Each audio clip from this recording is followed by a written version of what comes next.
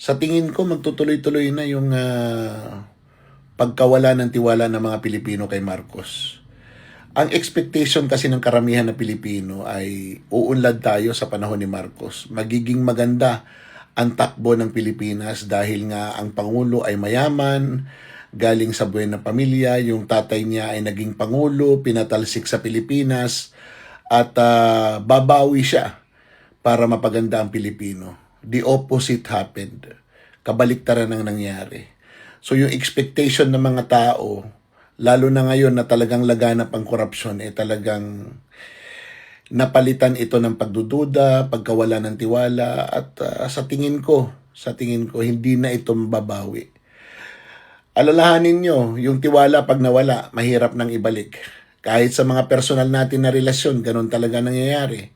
Pag mawala na ng tiwala, mahirap ibalik. Kung maibalik man, meron pa rin duda. Kaya ito ay isang eye-opener kay Marcos. Nagkaroon na siya ng isang eye-opener noon, yung midterm elections na hindi nanalo ang kanyang mga kandidato. Pero ito ngayon, ito ay isang hatol mismo galing sa kanyang mga kababayan, yung naglukluk sa kanya. At ang hatol ay, hindi kami nagtitiwala sa iyo, Pangulong Marcos. Yan. Klaradong-klarado yan. Di ba? I mean, etong corruption na nangyayari all over the place sa lahat ng antas ng gobyerno ay parang wala ng kontrol, hindi na masawata dahil nga walang moral ascendancy ang Pangulo. In fact, tinitingnan ko parang wala siyang command at parang may mga tao lang talaga na nagdidikta sa kanya kung ano yung gagawin niya. Yung duda sa kanyang drug addiction, kasama yung kanyang asawa at korupsyon ng kanilang pamilya ay talaga namang hindi na mawawala yan.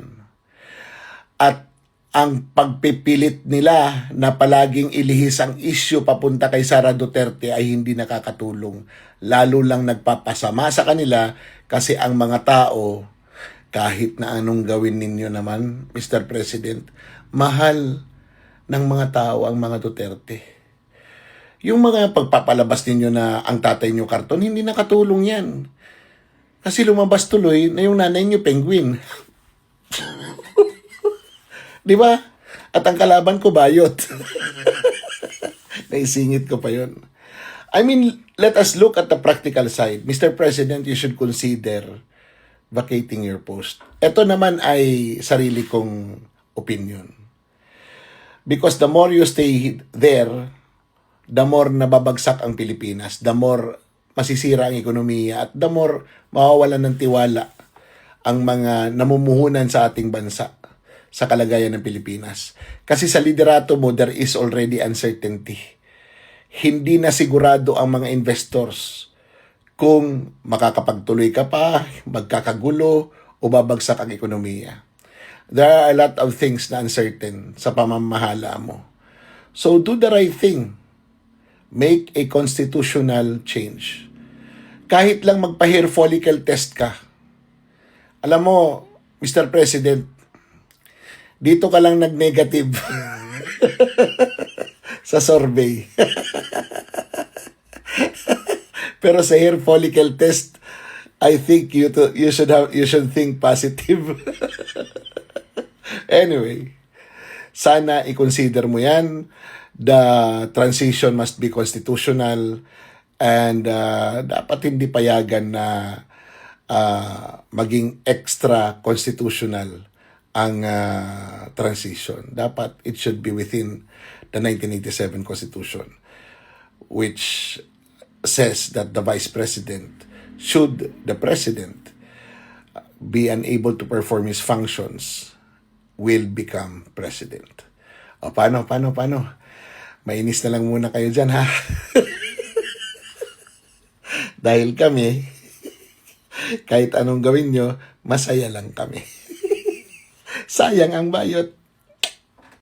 BBM, minus 3% na lang ang survey rating mo.